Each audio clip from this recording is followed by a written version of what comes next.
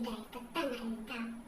Kati may nga pangarap na ako, natungpal mo laan niya na ya.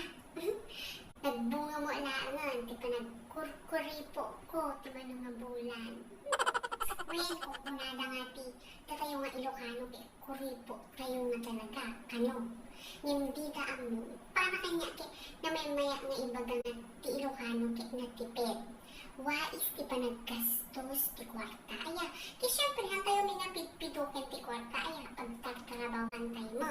So nga, no mabalabad na, yun ti hang nga aglalao lang ti pang dakdakamatang dita kwarta nga pinagling etam. Aya, kiti amo nga ragragsa ni Manang yun, idi adda tinangisalda, agisalda, kanya kaki adda ti kwartangan na idul-dulin ko na maarama ako sa taya. Kita to yan ti feeling ko, ito yan ti kamayatan na desisyon na naaramid ko.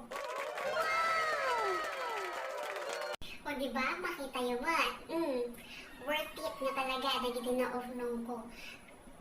Idi tinanggap ko na tina-insaldada kanya. Awan, hindi panuno. Di ba nga nga isaldada? Kaya when ko nakatangin sigita na niya, once in a lifetime lang dito eh. Sasabali nga talaga no dati na or-ornong mo. Ayan, kamausan mo ti pinaka-the best nga timing.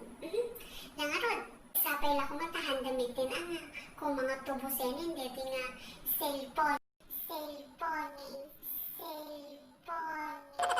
Insaldada kanya ako. Pangarap ko dito nga cellphone na talaga. Nagpintas ti camera na. Kaya niya mo, nagpintas na tanga. Ako naman, detailed na detailed. Sabi ko matanda nga, tubusin na ya. Kaya ako dito may ang pag-picture, pag-vlog. Nagmaya ti camera na nga talaga.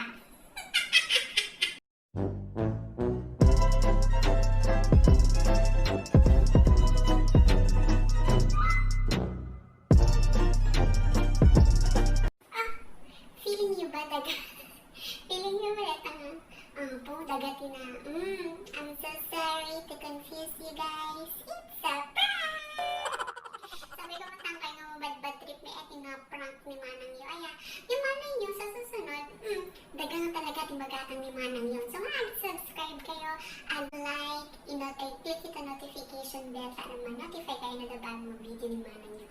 Malay mo, ang susunod ko ng video, papatayo ng dream house, bibili ng lupa, ng sasakyan, libre mangarap, nangarap.